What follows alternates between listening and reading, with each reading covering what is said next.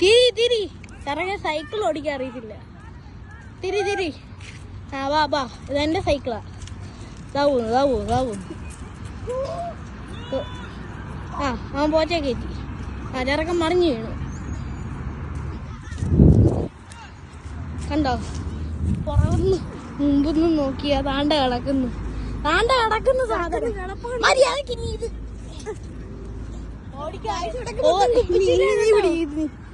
ഇവിടെ കുപ്പിച്ചില്ലാണ് കേട്ടോ. വേണ്ട ഗൈസ് ഇവിടെ മൊത്തം കുപ്പിച്ചില്ല.